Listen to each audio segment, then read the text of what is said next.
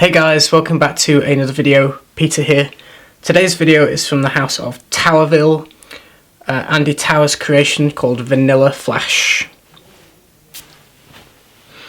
I've had mixed reactions with this. When I first sampled it, I didn't get the rose at all. All I got was this kind of creamy vanilla-y marzipan like a cake, and I thought it was quite hyper sweet and very feminine, and I didn't particularly enjoy it. And then I've been wearing it more and more, and my opinions have shifted. I think you notice the rose like immediately, like it's there from the beginning. You definitely smell rose, and I still get this what I think of as marzipan, like an almondy vanilla, almost powdery but not powdery at the same time. Marzipan, like that thick layer of stuff that's on top of a cake, it reminds me of that. But it's nice, and it's definitely noticeable with the rose.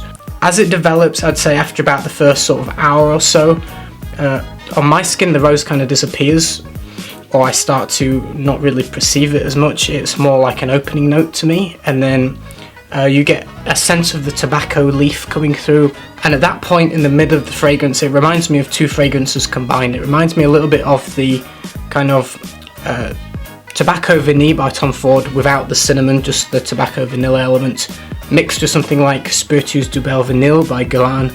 If you combined those two, I think the mid of this fragrance would kind of resemble a mixture of those, and I think that part is my favourite part of the fragrance, where it's very nice. As it dries down further on my skin, it kind of goes a little bit vague, and the sort of the end of the dry down's a little bit kind of, I don't know how to say it, but it kind of loses a little bit of interest in the end of the dry down and just kind of fizzles out. But the actual mid of the fragrance I think is very nice. At first, my first impression was it was very feminine. I take that back. I do think it's unisex. I mean, it's a very simple fragrance. There's no kind of uniqueness with this kind of scent.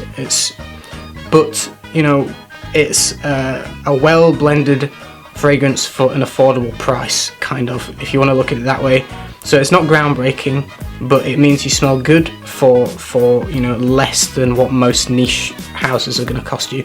So I think in terms of value for money, it's excellent. The smell itself is very good. I do enjoy it now. Probably not one that I would run off and go buy, if I'm honest. It's not one that I immediately fall in love with, although I definitely appreciate it a lot more than I did when I first sampled it. Which just goes to show, don't judge a fragrance too soon on first impressions. They can change on you, and your opinion changes on them with a few wearings. I've got through nearly the whole sample now, and you know, I like it. It's not a bad fragrance at all.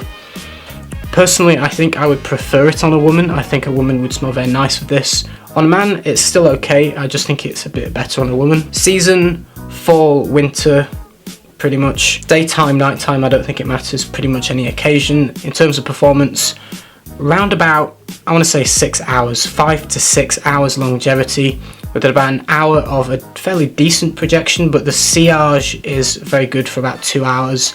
I noticed driving in the car with this after about the 2 hour mark, the projection had pretty much stopped. It was very close to the skin, but in the heat of the car it was just leaving this kind of trail in the air, and the projection kind of came back in the heat a little bit, but I think the sillage doesn't quite disappear when the projection goes. It does float around in the air a little bit behind you when you're walking around. That's it. It's a good fragrance.